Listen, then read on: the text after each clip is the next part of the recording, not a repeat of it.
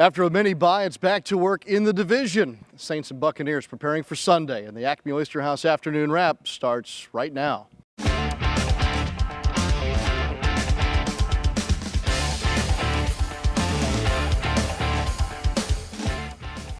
New Orleans Saints are back to work on this Wednesday, and we welcome you back to the Acme Oyster House afternoon wrap. Nice, restful weekend for the New Orleans Saints. That lingering taste, though, of a loss still in their mouths as they get ready for the Tampa Bay Buccaneers. Yeah, hopefully you get a chance to heal psychologically and physically. The Saints hadn't lost in a long time, since September the 9th, so they went a long time, won those 10 straight, and so obviously we're feeling pretty good about themselves, but they also had an opportunity to wear down the bodies that last stretch. 3 games in 12 days, I think it was 4 in 19, and that's a lot of stress to put on the body, especially talking about NFL football. So they got an opportunity to rest up physically and emotionally, hopefully. Yeah, no doubt, and I think a little extra time for the rehabilitation of Armstead. Big news today, he's back on the practice field, John DeShazier, and looking forward to perhaps playing on Sunday. He didn't quite commit to it in speaking with us today, but it sure was good to see him as a full participant. Well, if I was a betting man, I would bet that he'd be out there, because Armstead, one of the toughest guys on this team, and to see him out there on the practice field, obviously a blanket of security for this team. He was playing at an extremely high level when he got injured, really an all-pro/Pro Bowl level, and hopefully he can get back to that, but I would expect him to be out there. Yeah, he said he felt pretty good with the practice today. He says his rhythm is off. That's to be expected after missing 3 weeks. The week will tell us more as each day progresses. Speaking of getting back to work, the New Orleans Saints, obviously, again, trying to get the taste of the Dallas game out of their mouths, but also to get back into some kind of a rhythm. After 2 straight Thursday games, this Wednesday was actually a normal Wednesday on the football week. Drew Brees said it's also time to get our execution back together and sharp as we head for the home stretch.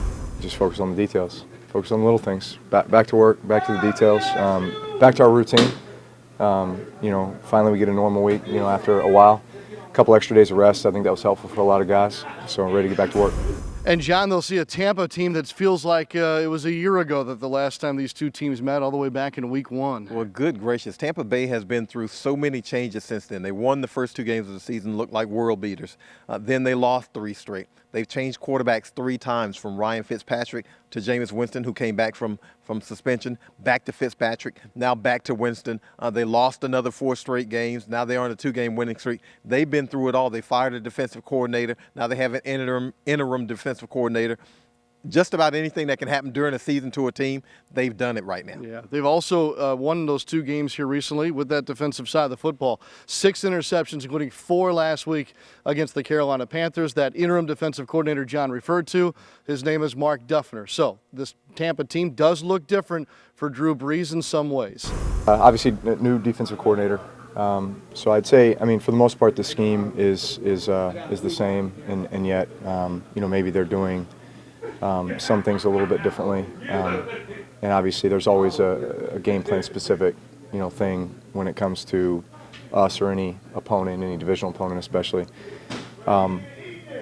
They've had a lot of personnel in and out just with injuries and that kind of thing, linebacker position, secondary, but I think those guys are playing really well right now. Last 2 weeks especially, been getting a bunch of takeaways. They do a really good job getting pressure with their front 4.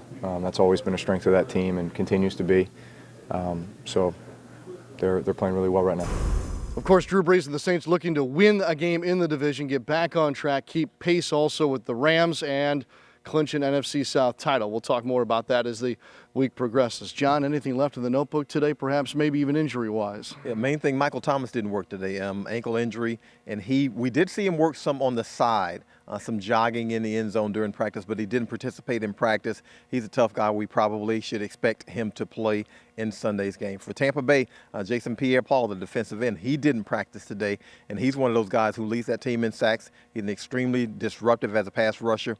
We'll monitor his situation. And Deshaun Jackson with a thumb injury. We don't expect to see him on the field, and that'll be good news for the Saints. 5 catches, 146 yards, and 2 touchdowns in the season opener. A speed merchant type dude. So the Saints will probably be happy to not see him on Sunday. Yeah. They still have Mike Evans, don't they? Mike Evans, 7 catches, 147 yards, a touchdown in the season opener. A big target, and he can give you fits whether you're covering him or not.